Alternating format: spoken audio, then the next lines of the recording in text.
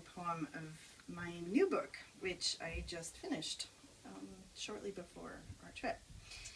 And this one is called Blueprint for the Infinite, and it opens with a quote from Maimonides: "The existence of the infinite is in every respect impossible."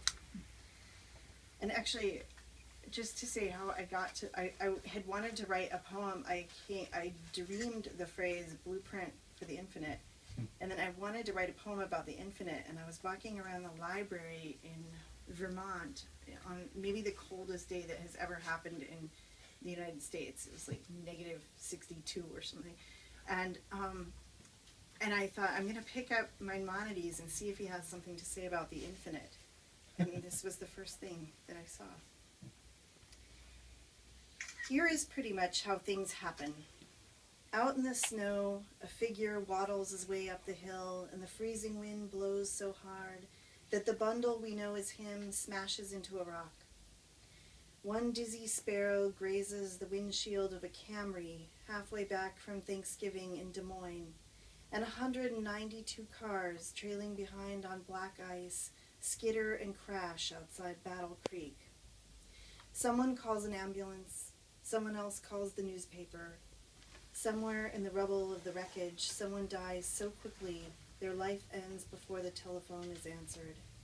Somewhere the sparrow will be worshipped as a god. In the Alps, strange winds gather and glitter down the mountainside, lathering the slush and crushing the lupine, hurling the bees against the rocks. The minds of the people who live in the valley begin to burn.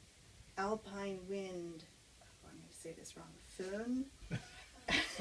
And on the third day of wind, the little villages reached only by gondola are hives of unwashed Alpsters frying the mice they find behind their beds. When the ether dome was in full swing and anesthesia was still a strange dream forgotten by morning, patients threw themselves from the rooftops of buildings to avoid the knife, hoping the firmament would catch and save them. Or they endured 6 men holding them down as the sound of their old bones fell to the floor. And after defending the dancing of Jews in the ancient city of Alexandria, Hypatia was killed by a crowd with oyster shells and shards of pottery. They scooped out her heart on fragments that held bread and sweets and pearls. In Polish, the metaphor for getting ready to die is that you are packing up for your journey. Do you lie awake at night, wondering what to take on your departure?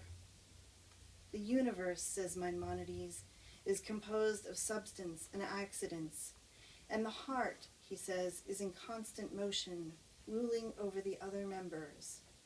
So if the wind gets an idea about disassembling us particle by particle, carrying us off and inheriting our ions as it hurls down from the mountaintops, should we pack